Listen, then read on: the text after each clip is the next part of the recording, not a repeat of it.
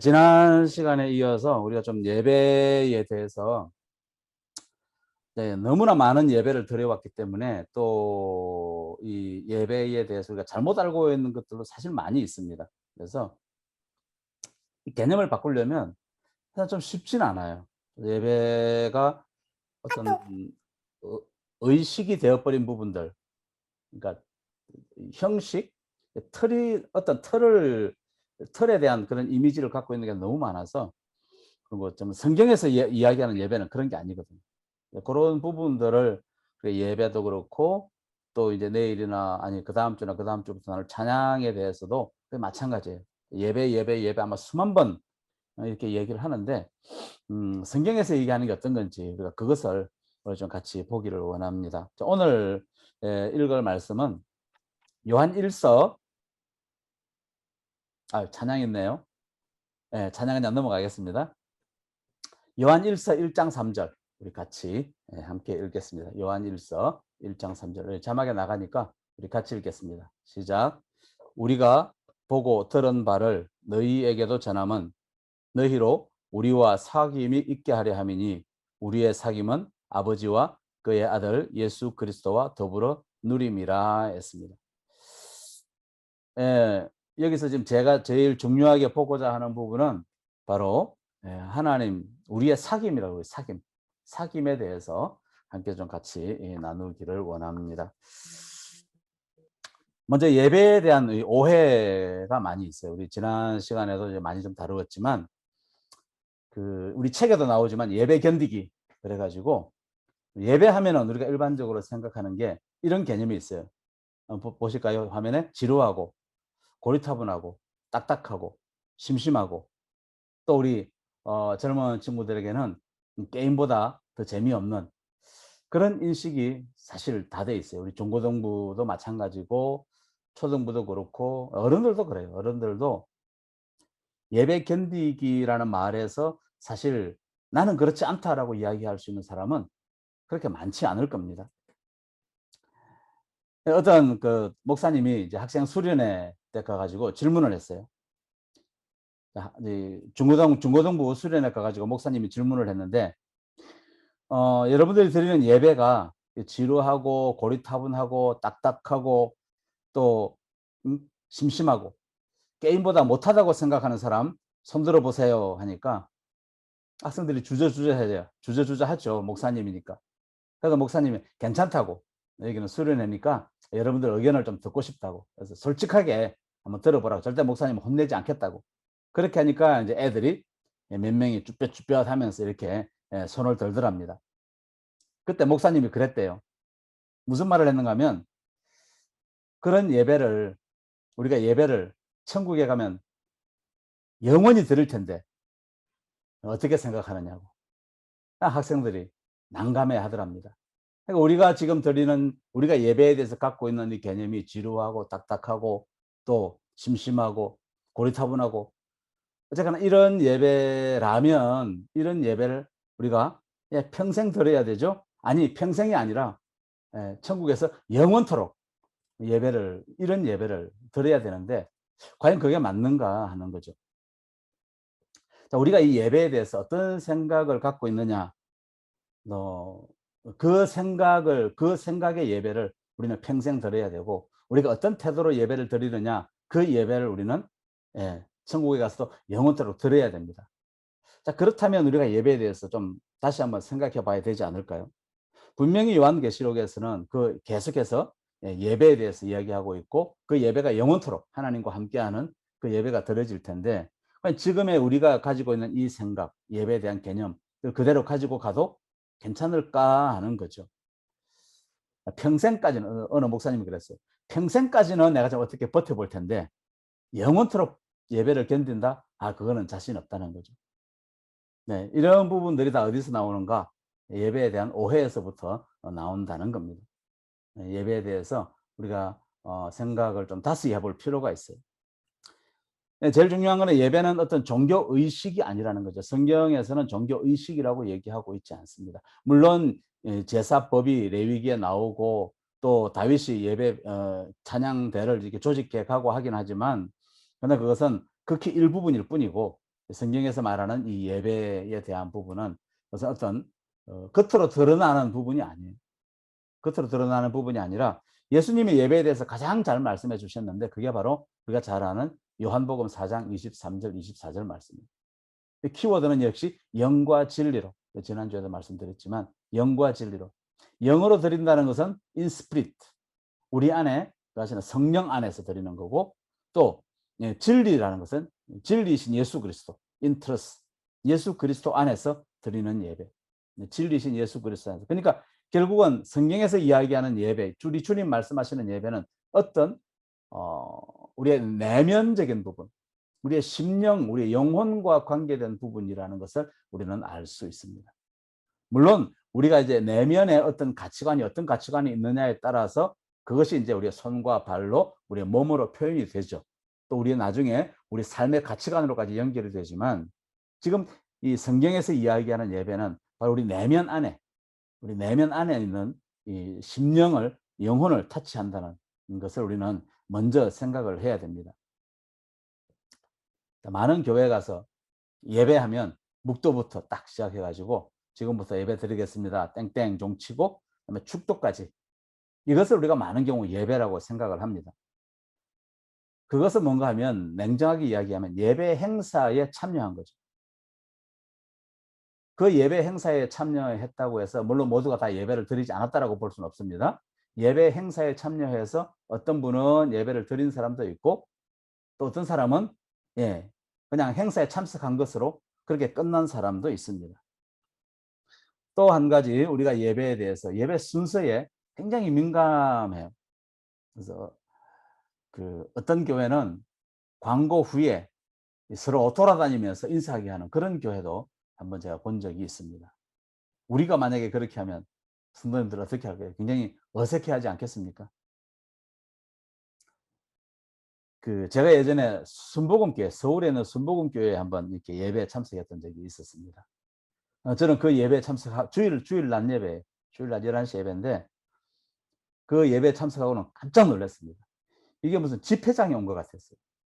무슨 예배 시간에 그렇게 찬송을 많이 하고, 또 그렇게 막 예배 시간에 함부로 막 손뼉도 치고, 그뿐 아니라, 아니 예배 시간인데 목사님이 아주 공개적으로 지금 예수 믿을 사람 손 들어라 그래가지고, 이거는 무슨 뭐 새가족 만남도 아니고 그 자리에서 그냥 영접기도 하게 하고, 이거 정말 이래서 사람들이 이단에 가깝다라고 얘기하는가 보다, 처음에는 그런 생각까지 들었습니다. 그러니까 제가 익숙하지 않은 거지 그게 뭐 문제가 있는 건 아니거든요. 한 번도 경험해보지 못한 부분들을 경험하니까 그렇게 되더라고요. 또 우리가 이제 새벽 예배 시간에는 사도신경으로 제일 먼저 시작을 합니다. 사도신경으로 예배를 이제 시작을 하는데, 만약에 사도신경을 하지 않고 뭐 주기도문으로 예배를 시작했다, 그러면 또 성도님들도 굉장히 의아해 하겠죠. 적응이 안 돼 가지고 우리 목사님 또 뭔가 실수하셨나 보다, 또 막 그러면서 많은 또 이야기들이 막 오갈 겁니다.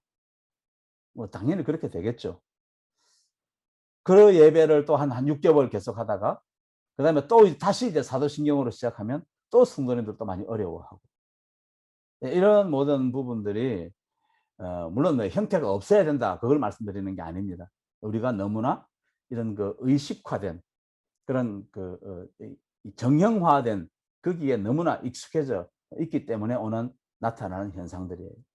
사실은 예배는 성령께서 역사하시면 많은 다양한 현상들이 나타날 수 있는데, 우리가 그런 부분들에 대해서 너무나 이렇게 편협되어 있다는 거죠. 제가 뭐 어떤 자유주의를 지금 이제 말씀드리는 거 아닙니다. 우리 예배도 변화될 수 있죠. 그러나 그 변화에는 분명한 준비가 있어야 되고, 또 철저한 훈련과 또 신학적인 그런 조명과 또 그런 부분들이 다 갖추어져야 됩니다. 그런 상태 내에서 우리는 얼마든지 변화를 줄 수 있다는 거죠. 이 참회의 기도 같은 경우 보면, 제가 지금까지 한 두세 교회, 이렇게 쭉 잠깐 생긴 교회 말고 두세 교회를 거쳐왔는데, 참회의 기도를 하는 교회는 여기 와서가 처음이에요. 여러분들 어떠세요? 이전에 있던 교회는 어땠는지 모르겠는데, 감리교 쪽 교회 교단이 이제 참회의 기도를 좀 많이 하는 편이고, 어. 근데 여러분 그런 생각 안 드세요? 지난주에 참회 기도했는데 이번 주에 무슨 또 참회 기도? 나 뭐 특별히 죄 지은 것도 없는데. 그러면서 또 어떤 생각을 하는 분이 있는가 하면 '아 지난주에 내가 참회 기도를 했는데 그걸 그냥 확인하는 정도구나.' 뭐 이렇게 생각하는 분들도 있고. 참 다양합니다. 그러니까 이런 예배에 대해서 이런 순서에 대해서 우리 성도님들이 참 민감하게 반응하고 있는 것이 지금 우리의 현실이에요. 묵도에 대해서도 보면 저희 교회는 이제 예배 부름으로 시작을 하죠.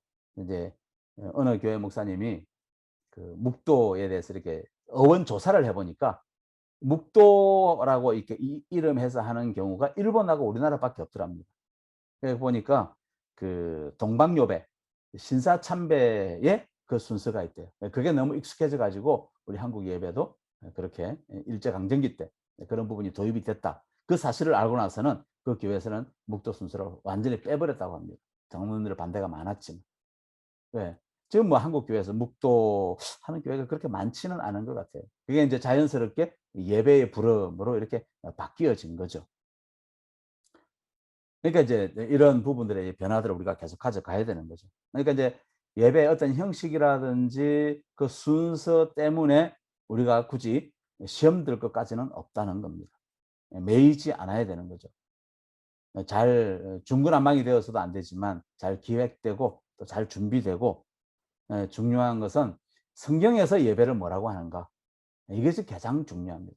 그래서 제가 그 예배에 대한 어원을 이렇게 이제 조사를 해 보라고 한 것도 성경에서 말하는 예배가 어떤 형태의 예배를 이야기하는가 그거를 우리가 찾아보기 위해서 그래서 예배에 대해서 그런 부분들을 좀 살펴달라고 했던 겁니다. 그다음에 예배에 대해서 성경에서 제시하는 가장 좋은 모델은 성전 예배, 다윗이 얘기한 성전 모델이 있습니다. 이 부분에 대해서는 다음에 좀 더 자세하게 나누도록 하겠습니다. 성경에서 이야기하는 예배를 쭉 종합을 해보면 이제 여러 가지 측면에서 볼 수 있는데 오늘 함께 나누고자 하는 부분은 예배는 관계다라는 부분. 지난 시간에 잠깐 말씀드렸는데 예배는 관계, 하나님과 나와의 관계에서 이루어져요. 아까 요한일서 말씀도 마찬가지예요. 사귐이라 그랬어요. 하나님 아버지와 주님과 그리고 나와의 사귐이라고 성경은 이야기하고 있습니다. 교제이죠. 곧 만남을 이것이 예배다라는 거죠. 나의 인격과 또 하나님의 인격과의 만남. 이것이 바로 예배라는 겁니다. 인격체와 인격체의 만남인 거죠. 그러니까 어떤 목사님은 나의 인격 대 하나님의 인격이 서로 부딪힌 거다. 충돌한 거다. 이렇게 표현을 합니다. 인격이 서로 부딪히면 거기에는 변화가 없을 수가 없죠. 하나님이 나에게 영향을 미치든지 내가 하나님께 영향을 미치든지 둘 중 하나예요. 서로 부딪히면. 그러니까 예배 가운데 또 우리가 드리는 찬양 가운데 우리의 인격과 하나님의 인격이 서로 만나는 충돌된 그런 경험들이 과연 우리가 한 시간 내 1시간 반 정도 예배를 드리는데 그 예배 가운데 그런 인격적인 충돌이 있는가, 인격적인 충돌을 경험하는가 하는 거죠. 나에게 그런 주님을 만난 그런 흔적이 있는가, 충돌한 흔적이 있는가 하는 거죠. 옛날에 데이트할 때, 연애할 때 보면 연애한 흔적이 있느냐 없느냐 마찬가지예요. 우리가 주님을 만났는데 그 만난 흔적이 있느냐 없느냐 하는 거죠. 정말 우리가 하나님의 인격과 나의 인격이 충돌을 한다면 거기에는 우리의 이 감성적인 그런 부분에 변화가 없을 수가 없어요. 눈물이 나면 눈물이 날 것이고 아니면 기쁨이 있다면 또 웃음이나 또 그런 감사가 있을 수도 있고 그런 변화들이 우리 안에 나타날 수밖에 없어요. 하나님의 성품이 우리 안에 들어오게 되기 때문에 하나님의 그 위대하심 우리가 경험을 하게 되기 때문에 그러면서 예배 가운데 또 치유도 일어나는 거죠. 육신의 치유도 일어나고 또 육신의 마음의 치유도 일어나고 회복도 이루어지고 은사도 경험하게 되고 이런 것들이 예배 시간에 이루어지는 거죠. 제가 이제 이 예배 인도를 하면서도 그런 이야기들을 간혹 성도님들로부터 들을 때 있습니다. 그런 일들이 일어나는 게 그것이 예배라는 거죠. 나의 인격과 하나님의 인격이 이렇게 맞닥뜨렸는데 어떻게 무미건조하게 그렇게 예배가 흘러갈 수 있겠습니까? 그럴 수는 없는 거죠. 그러니까 예배에 대한 우리의 태도가 그래서 굉장히 중요한 겁니다. 예배는 아까 사귐이라고 그랬는데 이 사귐이라는 말이 아까 요한 1서 1장 3절에 헬라어 원어를 보면 코이노니아예요. 코이노니아. 제가 전에도 이렇게 몇 번 말씀드렸는데 이 코이노니아는 사전적인 의미는 그래요. 같은 공간과 같은 시간에 사람들의 모임, 이게 코이노니아다 그랬는데 성경에서 이야기하는 코이노니아는 요한 1서 1장 3절에 보시면 우리의 사귐은 아버지와 우리의 사귐은 누구와? 아버지와. 우리의 사귐은 그의 아들 예수 그리스도와 더불어 누림이라 그랬어요. 나와 아버지와의 사귐이고 나와 예수 그리스도와의 사귐. 이게 코이노니아입니다. 누림이라 그랬어요. with. 함께 있는 거예요. 같은 공간 안에. 이 사귐이라는 말이 또 있습니다. 요한일서 1장 6절에 보시면 만일 우리가 하나님과 사귐이 있다 하고 해서 하나님과 사귐이 있다 하고 하나님과 사귄다고 그랬어요. 그 다음에 고린도전서 1장 9절 우리 같이 읽겠습니다. 고린도전서 1장 9절 시작. 너희를 불러 그의 아들 예수 그리스도 우리 주와 더불어 교제하게 하시는 하나님은 미쁘시도다. 주와 더불어 교제하게 하시는 분. 하나님과 사귀는 거예요. 하나님과 인격적인 만남을 가지는 것, 그것이 바로 예배입니다. 그러니까 우리 함께 모여서 이렇게 함께 모일 때, 함께 모여서 교제할 때 하나님 아버지 또 예수님의 또 성령님의 임재를 경험하는 것은 그건 당연하게 이루어지는 거죠. 그러니까 예배 때마다 이런 경험들이 당연히 이루어져야 되는 겁니다. 그러니까 뭐가 신기한 것이 되느냐면 예배가 무미건조하게 느껴졌다. 그게 이상한 일이 돼야 되는 거죠. 매번 드리는 예배마다 정말 하나님을 만나는 그 인격적인 체험을 하는 그런 부분들이 있어야 되지. 그러다가 어쩌다가 무미건조한 예배가 됐으면 왜 내가 하나님을 못 만났지? 이렇게 돼야 되는 게 이게 정상인 거죠. 어쩌다가 한번 은혜 받았습니다라고 얘기하면 그 이야기가 특별한 경우가 아니라 일상이 되어야 하는 거죠. 일상의 예배에서 이런 사귐이 경험되어져야 합니다. 계속해서 보면 우리 기독교는 기독교는 뭐니 해도 관계의 종교입니다. 타종교에서는 이런 관계를 볼 수가 없어요. 타종교의 그 신이라고 이야기하는 사람, 신이라고 이야기하는 존재와 그다음에 섬기는 사람들의 관계에 대해서 이야기하고 있지 않습니다. 인샬라라는 말을 아마 들어보셨을 겁니다. 이슬람에서 인샬라라고 하는데 인샬라는 알라의 뜻이다. 이렇게 그 뜻입니다. 인샬라, 알라의 뜻이다. 이슬람 있는 사람들은 툭 하다가 길이 막힌다. 뭘 안 된다. 막힌다. 그러면 인샬라. 그걸로 끝입니다. 알라의 뜻이다. 그래 놓고는 그냥 모든 것을 다 핑계, 발뺌, 오리발 내미는 거죠. 그 한 선교사님이 그런 경험을 했다고 합니다. 이제 운전을 하고 가다가 교통사고를 했어요. 교통사고를 당했는데 그 사고 가해자가 이제 다친 선교사님한테 가까이 다가오더니만 외국인인 것을 보고는 그냥 자기가 잘못했다고 얘기 안 하고 자기 100% 잘못했는데 그 선교사님이 와가지고는 인샬라 그렇게 하고는 그냥 가버리더랍니다. 알라의 뜻이라는 거죠. 알라의 뜻이니까 당신이 사고 당하는 거는 그건 당연하다. 그냥 그렇게 알라의 뜻으로 여기고 그래 받아들이라. 그렇게 이야기하고 가버렸다고 합니다. 알라의 명령에는 절대 복종하는 그게 이슬람거죠. 이거는 쌍방간의 관계에 의해서 이루어지는 그런 종교가 아닙니다. 이 인샬라 때문에 하루에 5번 기도하죠. 아진 소리에 맞춰서. 인샬라 때문에 30일 라마단 금식 기도를 합니다. 인샬라 때문에 평생에 한번 성지순례를 하죠. 인샬라 때문에 지하드를 조직해서 활동하고 테러까지 가게 되는 거죠. 그러면서 자기네들은 다른 이유가 없습니다. 인샬라. 끝이에요. 알라의 뜻이다. 또 한 가지 샤머니즘을 보면 샤머니즘에서는 그저 일방적인 강구만 합니다. 일방적인 강구죠. 그러니까 이 투웨이 커뮤니케이션, 교제는 양방향 간에 서로 간의 언약이고 서로 간의 교제인데, 특히 샤머니즘은 나의 일방적인 강구에 끝납니다. 신의 음성을 듣는 거 없어요. 우리는 하나님의 음성을 들어야 하지만 이 샤머니즘은 신의 음성을 들으려고도 하지 않습니다. 구슬할 때 웃는 돼지 머리를 앞에 놓고 이야기하죠. 돼지 코에다가 10,000원짜리 끼워 놓고 그냥 요구하는 겁니다.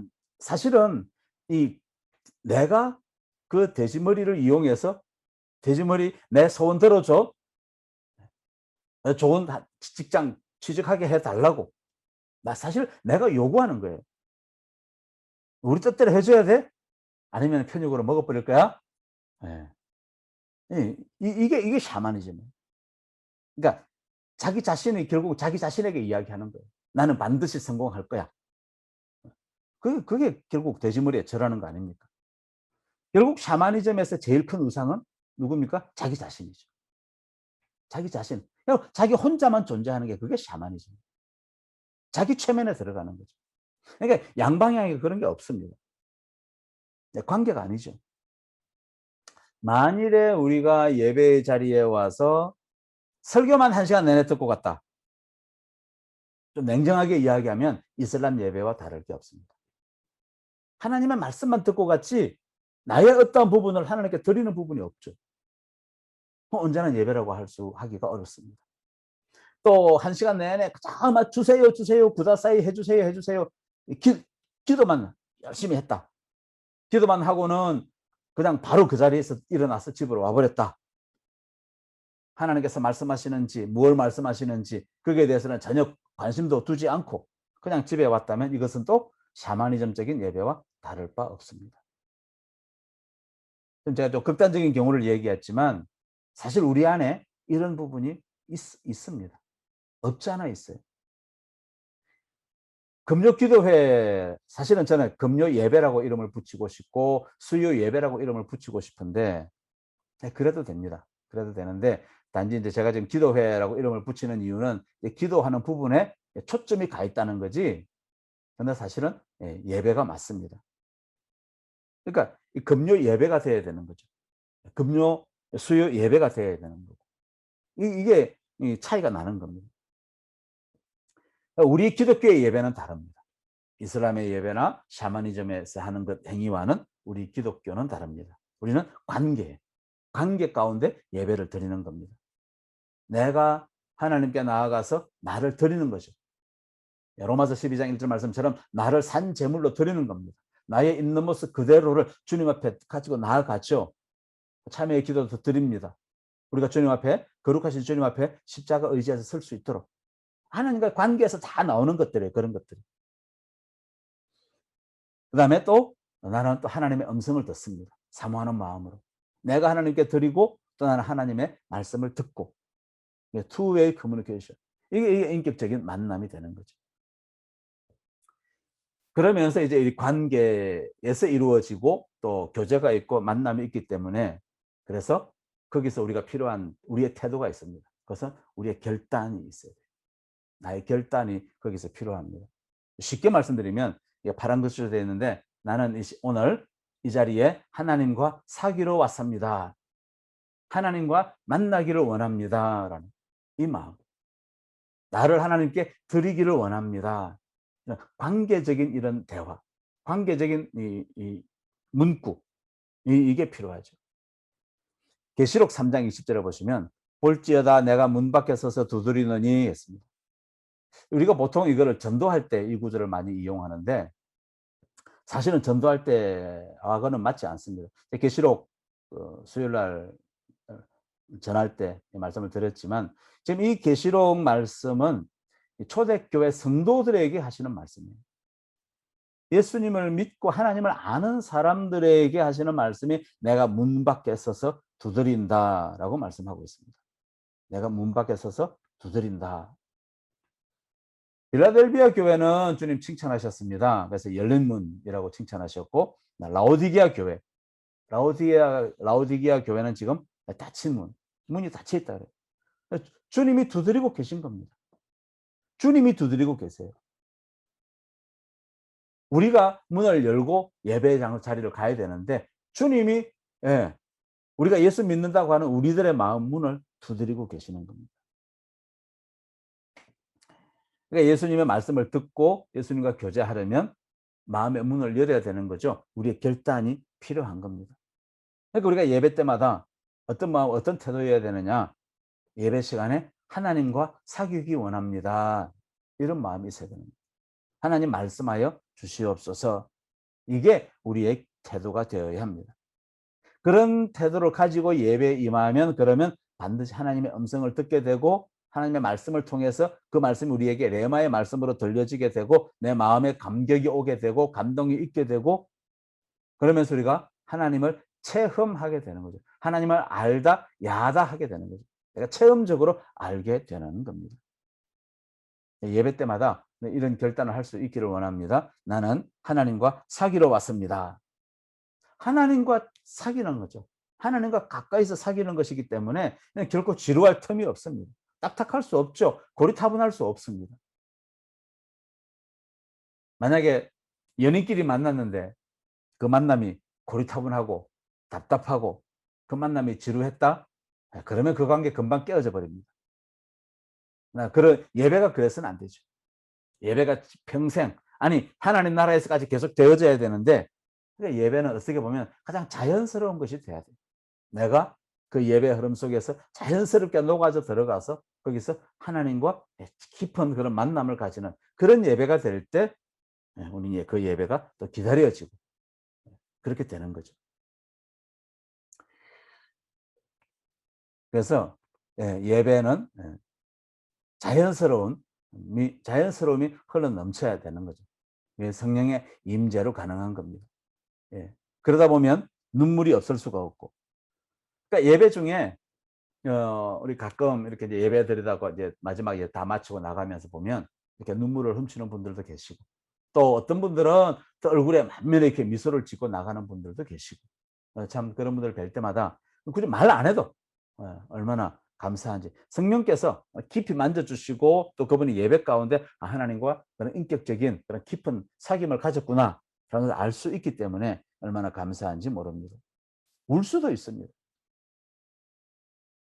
나의 처지 때문에 울 수 있죠. 말씀 듣는 중에 찬양하는 중에 내 처지를 생각하면서 막 울음이 날 수도 있습니다. 은혜 때문에 울 수도 있어요. 또 옆에 사람 우는 거 보고 또 따라 울 수도 있습니다. 가정 때문에 울 수도 있고요. 나라 때문에 울 수도 있고요. 열방을 생각하면서 울 수도 있습니다. 이런 것들 특히 이제 선교지 가서 선교지에서 중보하는 마음으로 이렇게 찬양하고 예배하다 보면 우리 주님께서 이런 마음들을 많이 주세요. 그래서 그런 선교지를 다녀오는 게 그런 굉장한 그런 유익들이 있습니다. 웃을 수도 있어요. 기뻐할 수도 있습니다. 춤을 출 수도 있습니다. 우리가 얼마나 정직하게 반응하느냐 하는 거죠. 우리가 이 점잔을 떨면서 얌전하게 앉아 있으면 그러면 우리 자신을 자꾸 절제하는 게 됩니다. 하나님께서는 우리 안에 감동을 주시는데 하나님은 우리와 이렇게 친밀한 사귀면서 때로는 함께 손을 잡고 춤을 추기를 원하고 때로는 울면서 반응하기를 원하는데 우리가 그냥 묵묵하게 가만히 나를 억제하고 있으면 자기 자신의 결국은 우리의 하나님을 향하는 마음까지도 옥죄게 만들어요. 누가? 내가. 자연스럽게 반응하지 못하게 되는 겁니다. 제가 찬양인도 할 때 가끔 춤을 춘다고 말씀드렸죠. 이렇게 제가 이제 지난번에도 그랬고 이렇게 이제 우리 찬양팀에서 이야기를 나누었으니까 아마 조만간 춤을 추지 않을까 그렇게 생각이 드는데 춤출 수 있습니다. 기타 메고 엉덩이로 춤을 출 수 있어요. 그때마다 우리 주님이 무슨 마음 주시는가 하면 다윗은 너보다 더 했어. 그런 마음을 주세요. 다윗은 바지가 흘러내려가는 줄도 모르고 그렇게 하나님께 집중해서 예배했지 않습니까?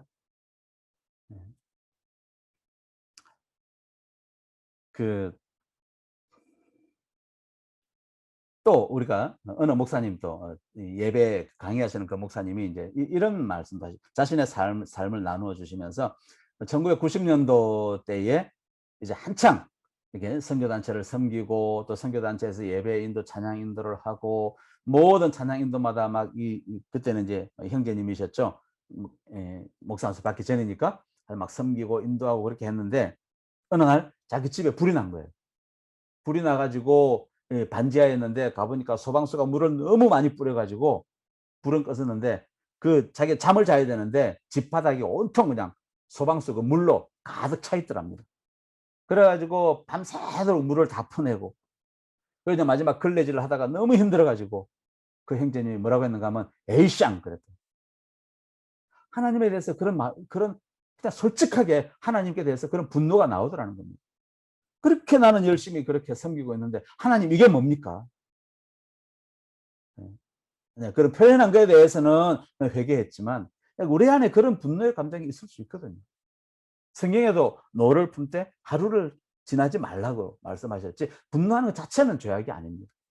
그런 감정이 우리 안에 있을 수 있다는 거죠. 그러니까 말씀드리고자 하는 것은 그런 감정을 우리가 누르면 안 된다는 거예요. 억누르면 안 된다는 겁니다. 자연스럽게 반응할 수 있도록. 우리가 이제 그 유교에 대해서 말씀드렸는데 생각보다 유교가 강하게 우리를 짓누르고 있습니다. 이런 부분들에서 계속 영적으로 우리가 도전하고 자신에 대해서 영적으로 도전하고 성경적으로 갈 수 있어야 되죠. 성경에서 말씀하시는 대로 우리가 그렇게 예배를 드릴 수 있어야 합니다. 왜 그런가 하면 그렇게 옛날처럼 내가 눌려서 예배 드리는 거랑 그렇게 되면 지루하고 고리타분하고 결국 그 결과가 되는 거죠. 그러지 않고 조금 더 용기를 내서 성경대로 한번 해보는 거예요. 한번 해보면 느낍니다. 경험을 하게 돼요.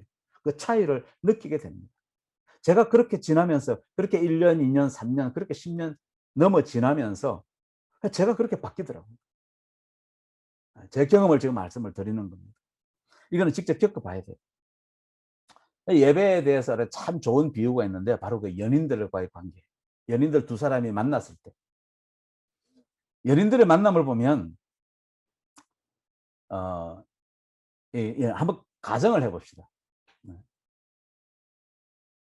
이 토요일 날 저녁 7시부터 저녁 9시까지 이제 연애를 하기로 했다. 서로 만나기로 했다. 그러면 저녁 7시가 딱 되면 좀 땡땡 딱 치면서 지금부터 연애를 시작하겠습니다. 그렇게 하고는 형제님, 무슨 자매님 사랑합니다. 또 자매님도 무슨 형제님 사랑합니다. 그리고 2시간 동안 침묵이 흐르고 가만히 있다가 9시 시가 보니까 9시에요. 9시 되니까 아이고 시간이 됐네. 다음 주에 뵙겠습니다. 그리고 악수하고 헤어지고. 그거는 만남이 아니죠. 뭐 억지로 지어낸 얘기긴 하지만 그런 형태의 그런 그 연애는 그건 아닌 거죠. 진짜 연애는 어떤 겁니까? 만나고 싶을 때 만나는 거죠. 또 있고 싶은 만큼 머물러 있는 겁니다. 같이 있는 겁니다. 만날 때마다 태도도 다양하죠. 어떤 때는 서서 만날 수도 있어요. 어떤 때는 길을 걸어가면서 두 사람이 서로 사랑을 나눌 수도 있습니다. 또 앉아서 서로 바라보면서 이야기 나눌 수도 있고 옆으로 앉아서 또 서로 사귈 수도 있고 다양하죠. 또 연애하는 사람들의 특징이 뭡니까? 말이 많아요. 그렇잖아요. 그렇지 않습니까? 진짜 연애하는 사람은 무지 말이 많습니다. 별 유치한 얘기 다 하죠. 옆에서 연애하는 사람들 두 사람 대화하는 걸 옆에서 들어보면 정말 가관입니다. 저 별은 나의 별, 저 별은 너의 별, 거기부터 시작해가지고. 근데 그게 연애예요. 제가 옛날에 공부할 때 기숙사 살았는데 그 당시는 전화가 지금은 뭐 개별 전화가 다 있지만 그 당시는 전화가 없어가지고 각 그 기숙사 층마다 한 층에 한 방이 10개 정도 있었는데 각 층마다 전화기 한 대씩 있었어요. 근데 전화기 한 대씩 있었는데 저는 항상 제일 마지막 순번입니다. 왜냐하면 제가 전화기를 한번 붙들면 1시간 안에 수화기를 안 내려놓으니까 다음 사람도 통화해야 되는 거예요. 그러니까 저는 이제 보통 한 10시 반 넘어서 마지막 순번이 이제 저한테 돌아와요. 그럼 저는 이제 마음껏 통화하죠.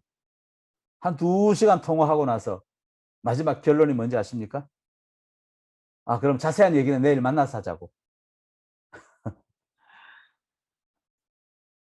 그리고 어떤 때는 또 이 수화기가 검은색 전화기였는데 수화기가 귀에 딱 달라붙어 가지고 나중에 뜨려면은 막 귀에서 떨어지지 않을 정도로 꽉 이렇게 대고 그런 게 연애 아닙니까?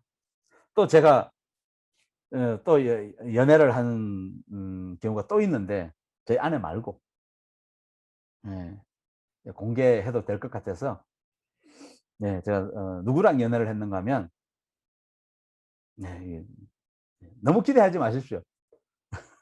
누구랑 연애를 했는가 하면 기타랑 연애를 했습니다. 정말 기타를 치는데 그렇게 좋은 거예요. 찬양을 꼭 해서가 아니라 기타를 치는 것 자체가 좋은 겁니다. 물론 중간에 찬양도 하고. 손가락이 진짜 이 왼손 이렇게 이 기타가 쇠줄이니까 쇠줄을 누르면 나중에 이렇게 정말 한 서너 시간 치는 거를 한 며칠, 일주일, 한 달씩 계속하면 진짜 손가락에 피멍이 들어요. 예 피가 맺히고. 그러면 또 그 옆에 부분으로 한 1-2mm 떨어진 그 옆에 부분으로 누르고 그럼 얼마나 통증이 오는지 모릅니다. 그래도 기타 치는 게 그렇게 좋았어요. 기타 치고 또 줄도 깨끗하게 또 사포로 싹 이 사포 말고 그 융으로 가구 광내는 거 그걸 사다가 또 기타 줄도 싹 닦아 주고 정말 기타를 애지중지 정말 이 예. 주변에서 그러더라고요. 기타가 우리 집사에 있을 때 정집사님 셋째 아들이라고. 예. 그렇게 귀하게 여겼어요. 또 기타 비행기 타고 갈 때 기타를 옆자리에다가 떡하니 앉히고 그 당시에는 인제 이렇게 수화물에 대해서 이렇게 통제가 심하지 않을 때 그렇게 귀하게 예 여겼었는데 근데 이제 제가 지금 기타를 그때 캐나다에서 한번 샀었는데 기타 사는 데에 하루 종일 그랬어요.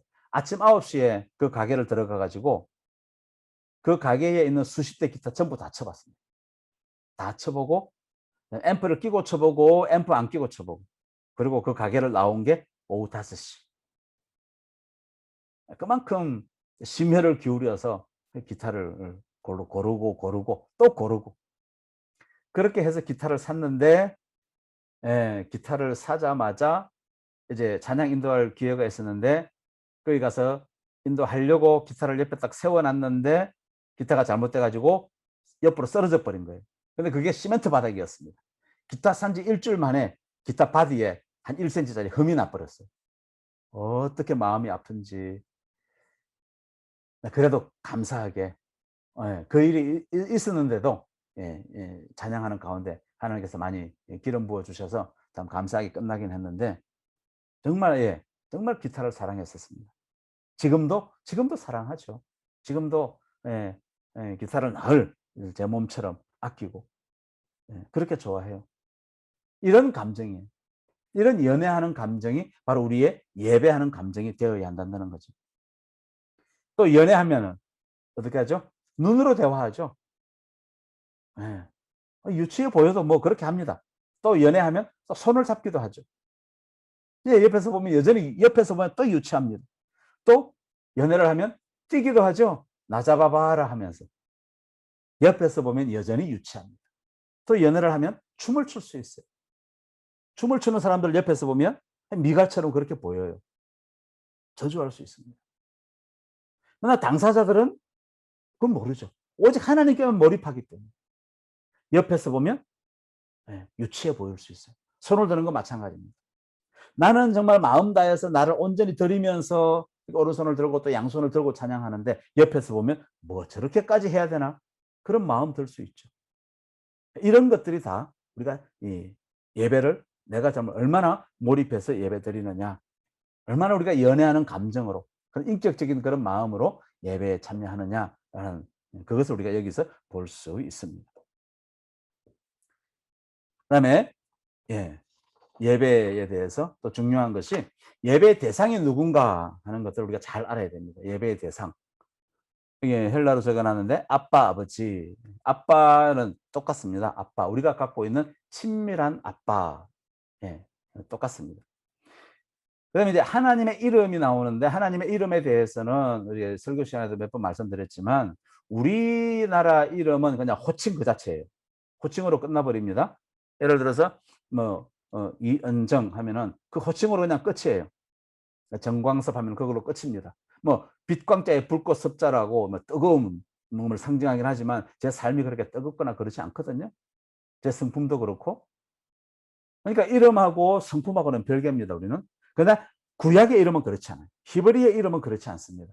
히브리의 이름은 호칭은 물론이거니와 호칭을 넘어서 그 존재 가치를 알 수 있습니다. 존재 가치를 뜻하는 것이 바로 그 이름이에요. 그러나 그분의 그 특성, 이름을 보면 어떤 존재인지 그 특성도 알 수 있고, 또 그분이 어떤 일을 하는지 사역도 우리가 알 수 있습니다. 그만큼 이름이 그래서 중요합니다. 다 조사를 좀 하고 계시고, 또 하신 분도 다 하신 분들도 계시고, 굉장히 많이 조사를 잘 하셨습니다. 한 가지 한 가지 이름을 우리가 의미 깊게 잘 살펴봐야 됩니다. 몇 가지만 좀 오늘 같이 보기를 원합니다. 엘로힘과 여호와. 엘로힘과 여호와. 뒤에 여기 있네요. 엘로힘과 여호와. 왜냐하면 우리가 아는 만큼 하나님을 예배할 수 있기 때문에 그래요. 엘로힘은 전능하신 하나님, 영어로 올마이티, 창조주에 해당합니다. 두려워하다 혹은 강하다라는 말에서 파생되어 온 말인데, 전능하신 주에서 구약에서 약 2,500번 정도 나옵니다. 출애굽기 3장 14절에 보면 모세가 하나님이 모세를 보낼 때 모세가 그러면 누가 보냈다고 하리까 바로에게, 그때 하나님이 자신을 가리켜서 나는 스스로 있는 자니라라고 하면서 야훼라는 이름을 가르쳐 주십니다. 그 야훼라는 이름이 나오기 전까지 주로 성경에 사용된 이름은 엘로힘이라는 단어예요. 물론 이후에도 엘로힘이라는 단어가 사용될 때도 있습니다. 그다음에 여호와라는 단어가 또 한 가지 많이 사용되는데, 여호와는 주로 언약에 따른, 하나님의 이름을 부를 때, 하나님의 이름이 불려질 때 언약에 따른 하나님, 우리는 계약 백성이죠. 언약을 맺은 백성입니다. 언약에 따른 하나님을 이야기할 때, 혹은 신실한 하나님, 창조주 하나님에 의해서 창조된 이 땅 가운데 역사하시는 하나님 할 때, 그때는 언약에 따른 그런 신실하신 하나님을 이야기할 때 그때는 여호와 하나님이라고 사용하는데, 이 야훼 하나님이 주로 구약 성경에 많이 나옵니다. 우리 6,800번 이상 나오고 있어요.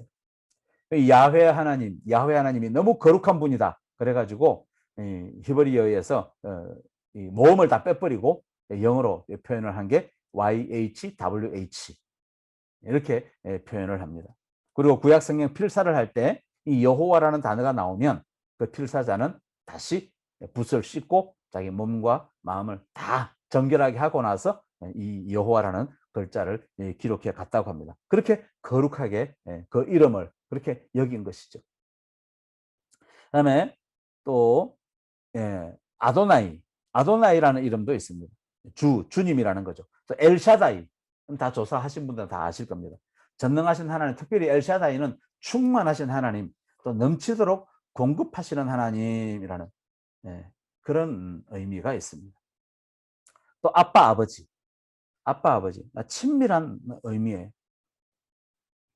5살짜리가 아침에 일어나가지고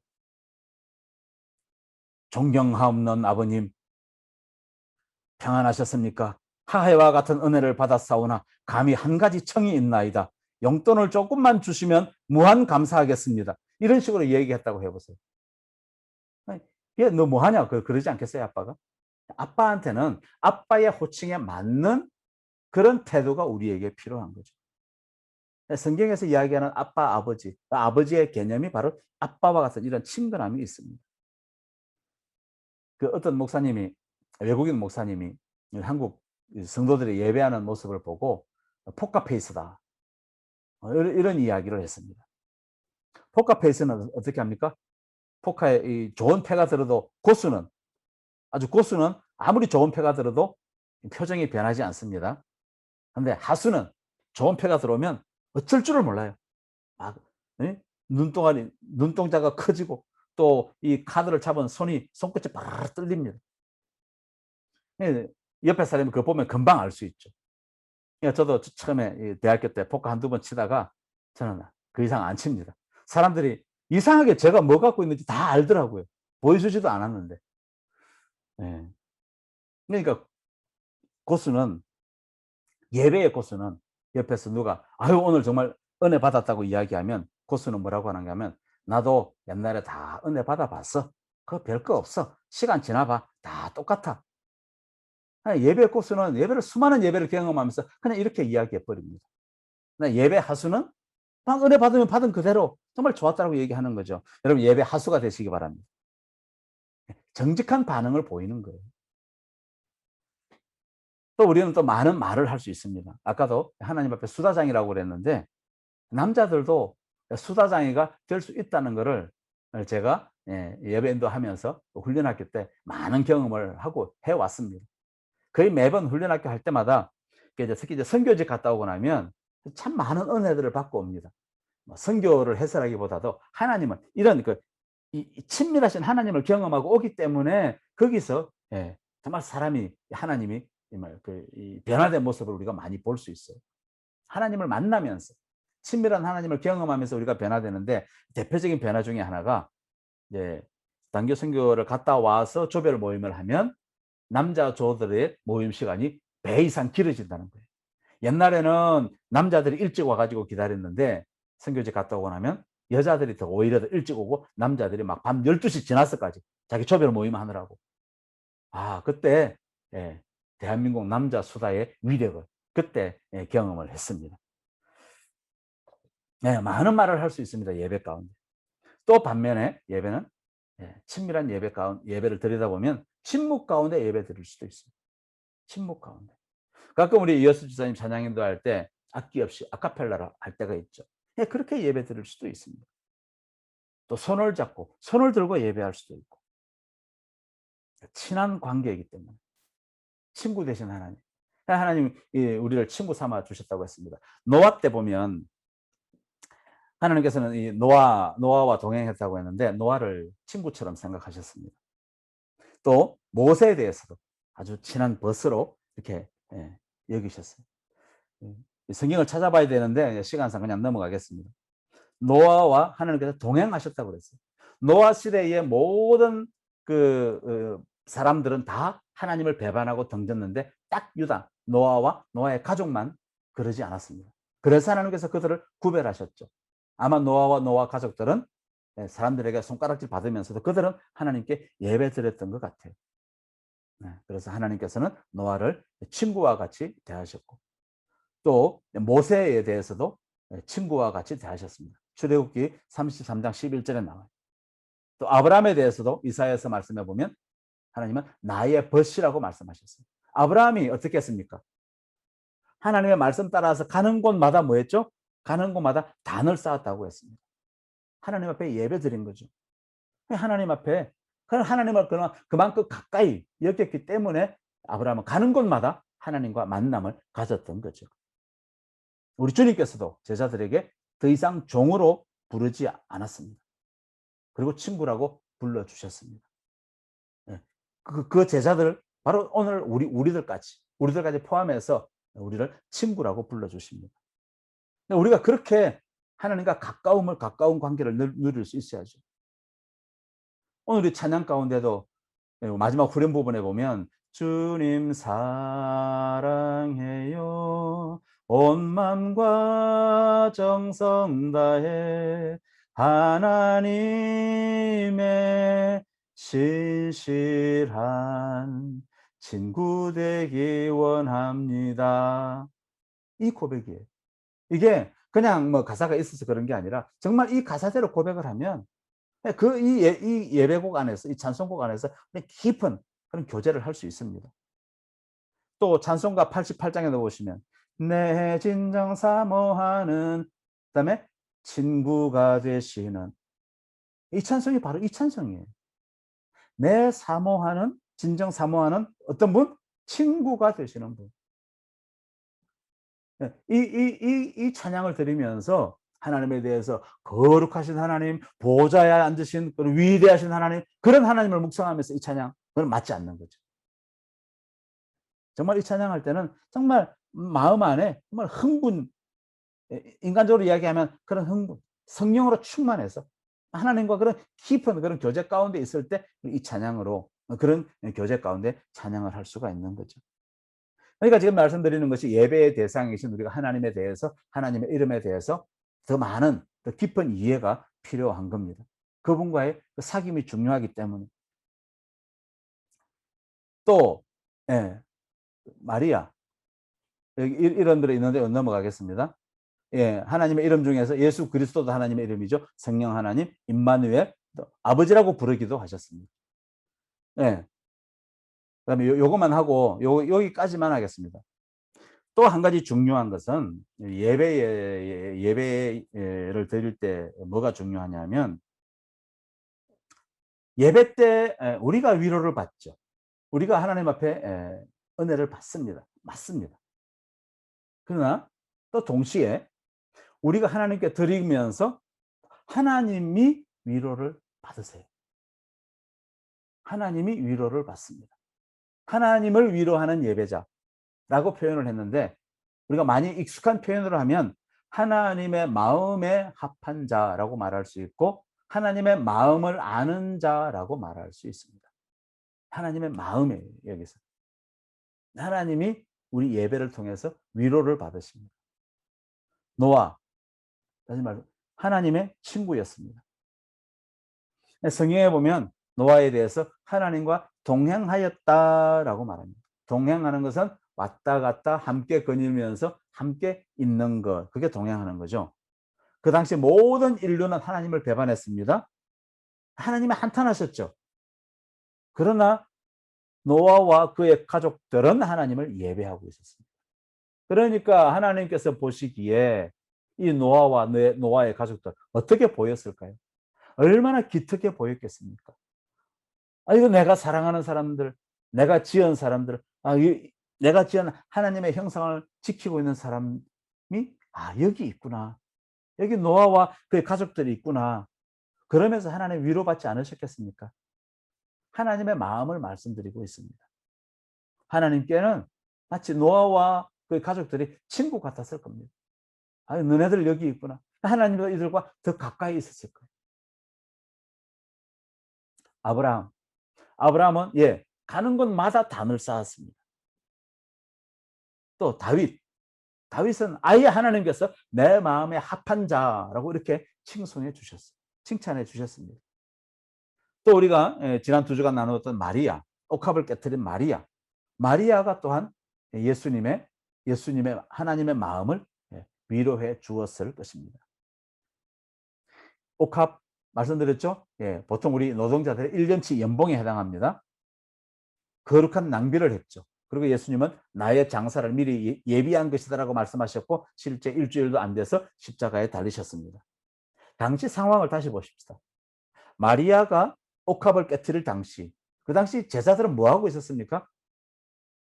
치맛바람이 불어서 이 아이는 예수님 오른편, 이 아이는 예수님 왼편, 너는 이 편, 나는 이 편, 막 서로 자리 다툼하고 있지 않았습니까?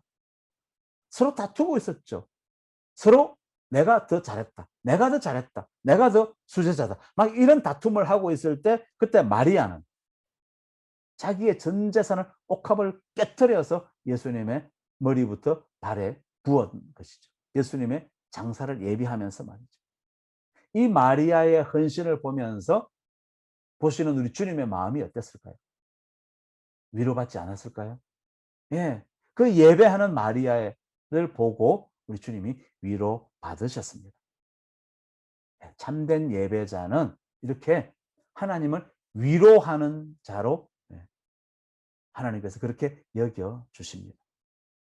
하나님의 마음을 위로하는 자. 그래서 요한복음 4장에 보면 하나님께서는 이렇게 자기에게 예배하는 자들을 찾으시느니라 라고 말씀하고 있습니다. 예배하는 자들. 하나님의 마음에 하나님 보시기에 내 마음에 합한 자, 내 마음을 위로하는 자가 어디 있느냐? 그 예배자들을 찾으시는 거예요. 얼마나 사람들이 전심으로 영과 진리로 예배드리지 않았기 때문에 하나님께서 이렇게 말씀하시는 겁니다. 영과 진리로 예배하는 자, 내 마음을 위로할 자가 누구냐? 내 마음에 합한 자가 누구냐? 그 말씀이 요한복음 4장 말씀이에요. 하나님 말씀하십니다. 나의 마음을 위로할 자가 어디 있느냐라고 했을 때 우리 구성제일교회 예배팀이 여기 구성제일교회요 라고 하실 수 있기를 간절히 소원합니다. 그래서 저와 여러분들이 합심해서 드리는 이 예배 또 우리가 예배 인도자로서 또 선지자적인 기능을 감당하고 있습니다. 그렇게 해서 우리 구성제일교회에서 드리는 이 예배를 통해서 하나님이 위로받으셨으면 좋겠어요. 하나님께서 우리 이 악기와 또 우리 목소리를 통해서 또 우리 성도님들 연합하여 드리는 이 예배를 통해서 하나님의 마음이 흡족해지는 그런 예배를 우리가 드리실 수 있기를 간절히 소원합니다. 우리 시간 함께 잠시 같이 기도하고 마치겠습니다. 우리 기도하실 때에 하나님, 우리가 하나님 앞에 예배 드릴 때에 정말 정직하게 우리 주님 앞에 서게 하여 주시옵소서. 하나님의 마음에 합한 자로서는 그러한 예배자 되게 하여 주시옵소서. 여러분 자신을 위해서 기도해 주시고, 그리고 또 우리 팀원들을 위해서, 그리고 우리 구성제일교회 전체 예배를 위해서 우리 함께 잠시 같이 기도하겠습니다. 함께 기도하겠습니다. 하나님 아버지, 그렇습니다. 우리가 예배에 대해서 정말 우리가 근성으로 드려왔던 부분들이 있으면 우리 주님 용서해 주시고, 정말 이 시간 우리가 말씀을 대하면서 우리가 함께 또 이렇게 말씀들을 나누면서 정말 하나님께서 찾으시는 예배자가 어떤 모습인지, 내가 문을 두드리는 그 아버지 하나님의 그 심정, 정말 아버지 하나님 우리로 하여금 예배하는 자들을 찾으실 수밖에 없으셨던 그 아버지의 마음을 이제는 우리가 함께 품을 수 있기를 간절히 원합니다.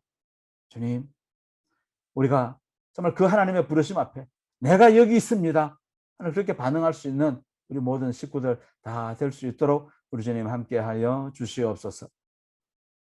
제가 기도하겠습니다. 하나님 아버지, 우리 하나님 말씀하십니다.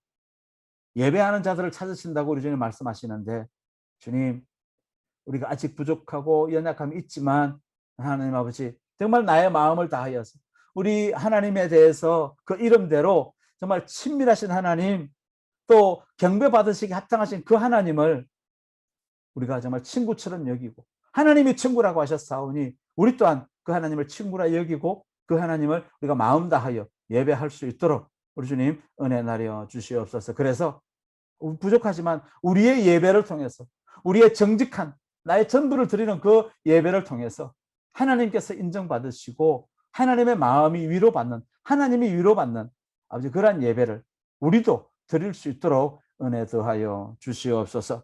아버지 하나님, 오늘 함께하지 못한 우리 팀원들 있습니다. 우리 다음 시간에는 함께 할 수 있도록, 우리가 참 이제 줌으로 하기 때문에 참 여러 가지 답답함이 있고 안타까움이 있습니다. 주님, 이 가운데에서도 정말 우리가 조금이라도 더 하나님 마음에 합한 그런 예배를 드리기를 원하오니 우리 주님, 우리 사랑하는 팀원들 그 마음을 주님께서 붙드시고 그들 가운데 정말 하나님 원하시는 그런 예배자로 세워져 갈 수 있도록, 그래서 정말 우리가 있는 그곳에서 우리가 먼저 하나님 찾으신 예배자로 설 수 있도록 도와주시고, 또 우리 온 성도들이 정말 그러한 예배 함께 연합하여서 드릴 때 그때 그 예배 가운데에 놀라운 영적인 그런 능력이 나타나게 될 줄로 믿사오니, 그러한 우리가 예배 초석을 우리가 새롭게 잘 다져갈 수 있도록 우리 주님 은혜 더하여 주시옵소서. 그렇게 해주실 우리 주님께 감사 찬송 올려드리며 예수님 이름으로 기도드리옵나이다. 아멘. 마지막 한 가지 다 얘기를 나누지 못해서 아쉬움이 있는데, 숙제가 한 가지 있습니다. 이 숙제는 여러분 꼭 좀 같이 함께 할 수 있기를 원합니다. 여호와의 이름에 대해서 또 우리가 예배하는 방법에 대해서 우리 여러분 함께 조사를 하셨는데, 제일 어떤 의미에서는 가장 중요한 숙제라고 할 수 있습니다. 요즘 트롯 이 대전을 보니까 마지막에 인생곡을 하더라고요. 인생곡을 하는데 내 인생 찬양곡은 뭔가 한번 좀 깊이 묵상해 보시고 배경 설명이 있어야 됩니다. 그래서 곡이 뭔지, 그 다음에 어떻게 보면 신앙 고백이 될 수도 있습니다. 나의 신앙 고백에 대해서 뭐 반 페이지도 좋고 한 페이지도 좋고 찬양곡하고 왜 이 곡이 나에게 인생곡이 되는지, 이게 꼭 필요합니다. 그래서 이걸 한번 2주간 동안 한번 좀 묵상해 보시고 그거를 6월 24일까지 다다음 주 목요일까지 이렇게 제출해 주시면 되겠습니다. 1차 숙제 혹시 아직 안 내신 분은 이번 주일까지 꼭 예, 정리를 하셔서 인터넷에 찾아보셔도 되는데, 제가 우리 어떤 한 분이 손으로 다 쓰셨더라고요. 제가 얼마나 감동이 됐는지 모릅니다. 손으로 쓰는 거는 보고 할 수 없는 거죠. 예. 카드 앤 페이스트 할 수 있는 게 아니고 하나하나 그 의미를 생각하면서 이렇게 쓰셨는데 정말 참 감사합니다. 할 수 있으면 손으로 좀 쓰셔서 이렇게 하셔도 좋은 것 같아요. 예. 예, 그렇게 해 주시면 좋겠고, 예, 내 인생 찬양곡 해 주시고, 다음 주는 예, 휴강입니다.